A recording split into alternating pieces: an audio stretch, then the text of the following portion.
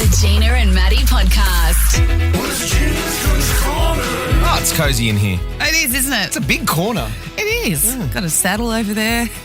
What's that for? Yeah, not for me. Okay. So yesterday morning I was preparing a story on the Grammys for today, and my husband came downstairs and he went, "You're going to talk about the country section?" I went, "Oh, I probably should." I don't think you needed much encouragement. I did forget. So here it is. And, my sole purpose is to try and find at least one person I can convert to become a country music lover. So hold on to your hats. Hold on to your cowboy hats. In a surprise, not a surprise actually, pop to country crossovers dominate with Beyonce and Post Malone because there have been so many artists crossing into country music now. So they're dominating the nominations. Beyonce with this song.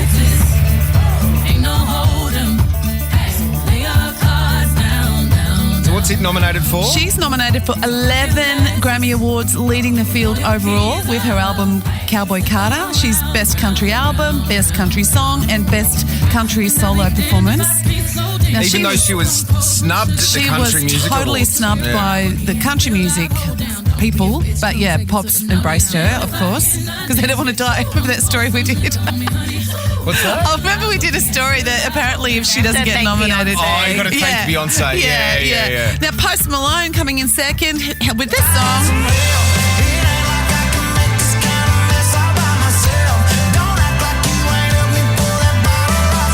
Absolutely, in my eyes, very deserving. He's moved across from pop to country. He received 7 nominations, including the collaboration with Taylor Swift on Fortnite, and his album F1 Trillion is nominated as well as Best Country Song for I Had Some Help with Morgan Wallen. That is a great Do you think that's going to win it? Or do you think it's going to win Best Country Song? Oh, yeah, I would think I Had Some Help. I mean, it's had such massive crossover. We're playing it here on a pop station, so I would think that would win Best Country Song. All the noms for Best Country Album, Post Malone's, of course, F1 Trillion, Beyonce's Cowboy Carter, Lainey Wilson's Whirlwind. I love her. This is her song. It's called Heart Like a Truck. So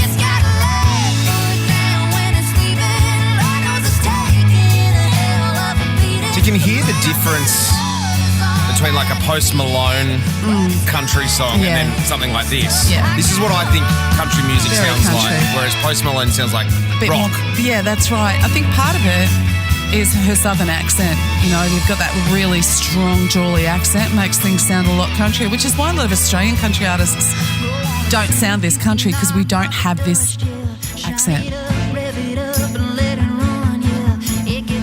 Of course, Casey Musgraves, who is one of my favourites for Deeper Well, and Chris Stapleton, of course, is nominated in that section as well. Best Country Song. This feels like the big one to me. Texas Hold'em, Beyonce, we just mentioned before. Shabuzi's A Bar Song, Tipsy, is nominated, which is fantastic.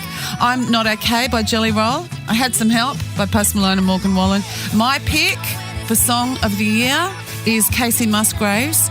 This song. Is it thought out at all, or just paint on a wall? Is there anything that you regret? I don't understand. Are there blueprints or plans? Can I speak to the architect? So if you're a traditional country lover like I am, it's a beautifully written song. That would be my pick for Song of the Year. But don't worry, everybody. If you didn't like that, we're going to talk about the pop stuff soon. Do you think Shabuzi's A Bar Song was number one?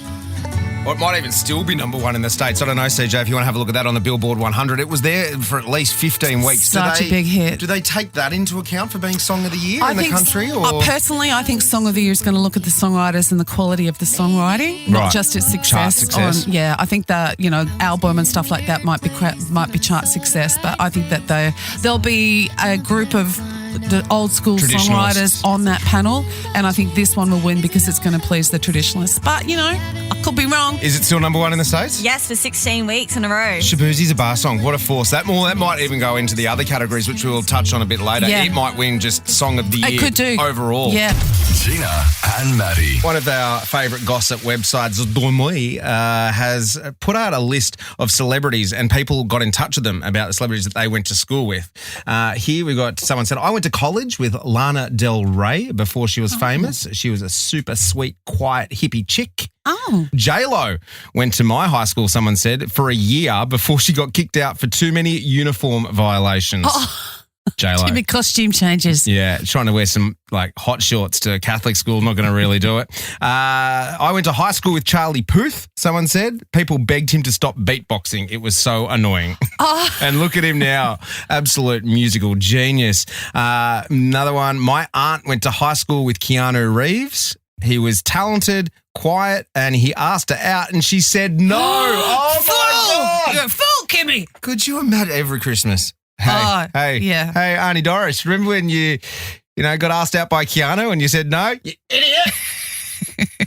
We got Chris in YE on the phone. Morning, Chris.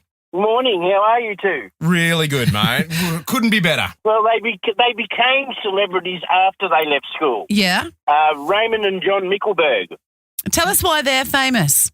They ripped off the Perth Mint with all the gold. Oh, geez. So they're famous criminals. Yeah. Well, they were all over the news for years. I remember the cops coming round and digging up their front lawn, their back lawn, and they never ever found the gold. No, there was a lot of it too. It was like over 60 kilos of gold. I think they had something to do with their cray boats because we all worked on cray boats back then in the 80s. And, they reckon they dropped it out the continental shelf somewhere, but, yeah, they became celebrities for a long time. And when you say cray boat, you mean crayfishing boats, right? Yeah, crayfishing, yeah. And then there was a movie made about them called The Great Mint Swindle. Did you watch it? No, I didn't know that. I just had a Google I just of Googled it. Yeah. Oh, no, okay. Maybe you have there's a small part, someone's playing you, Chris. It is like an extra in that biopic. Yeah, well, they didn't give me any. Mate, really appreciate it. Love that. Scott, who did you go to school with, mate? Yeah, good morning, guys. Look, this person, probably more so well-known more recently, but Matty, it's you. We both went to Cromer High, bud. Oh, God. Okay, this is dangerous. Okay, come on. Scott, give us some goss. Hey, give Scotty. us some goss. Hey, were we in the same year, Scott? Were we in the same year? No, mate, from memory, I was a couple of years ahead of you, but I do have a pretty distinct memory of you getting involved in a production. You're up on stage. I can't remember the role you played, but those little dimples, they shone through as they do today, Jimmy. So, what a stitch up. Oh, Scott, mate, and you've moved up the coast, buddy? yeah, mate, yeah. Been up here for about 10 years. Absolutely loving it. So, yeah. Oh, good stuff. A trip down memory lane. So was Mr. Page our principal when you were there? Yeah. Mr. Nash as well. He was the deputy, I remember. Yeah. One of the year 12 muck-up days, they actually moved his little car, which was a Nicky, which they only made one of those, I'm sure, and Mr. Bean was his nickname, but he had it. Yes. They put it in between the two trees and he couldn't get it out. Oh, amazing. Oh, Scotty, appreciate the call, mate. It's good to have you up here on the coast, buddy. Enjoy your day. Yeah, good on you, mate. Thanks for calling. Thanks, guys. It's Gina and Matty here on Star 104.5. That could have gone either way. Yeah, you were Could have gone right. either way. Very nervous there. Gina and Matty. I just want to do a bit of a sense check here in the studio. Yeah. Between the three of us. CJ, you're on here as well. If you guys had something in your teeth, or if I had something in my teeth, would you? Stop, is this... Would you want me to tell you? Yes. Gina, would you want me to tell Yes, you? I Okay. would. CJ, if you had something in your teeth, would you want me to tell you? Stop! I thought I saw a little bit of strawberry, but I wasn't totally sure. CJ's been demolishing a punnet of strawberries this morning. CJ, you got some stuff in my between. God, I'm your teeth, mate. embarrassed. And not only that, I was contemplating telling you before, and then our boss Maltz walked in to give me Go grief about away. saying Bluff Point because I'm Ron Burgundy and I'll read whatever's written down. And then I was like, oh no, I should have told CJ because she's having a full conversation with Maltz with this big bit of strawberry in her teeth. And you have such beautiful teeth and you smile so much. I was just saving it for later, guys. Like, she gets hungry. Okay, at least we all know now. Okay, so I just want to preface this by saying that I would be completely lost if I didn't have my wonderful wife, Bella, in my life. She is the glue that holds our family together. She keeps the household functioning while I'm here every morning just giving you guys grief, essentially, and talking to you. And she's getting 3 kids under 9 ready for school, getting them up, getting them dressed, packing lunches, getting them to school.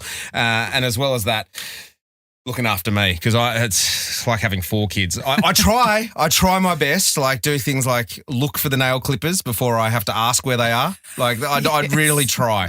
But for the last few years, I have absolutely dominated one part of our relationship. And I remember one of my first bosses that I worked with used to say to me, there's no winning in a relationship because that means the person you love is losing, right? So, and no one wants that, right? So what's the point in fighting? Because there's no outcome that could ever be good, right?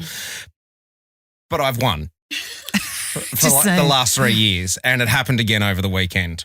Now, it was a pretty hectic weekend. Again, Bella was doing all the heavy lifting because I was working full days Friday, Saturday and Sunday.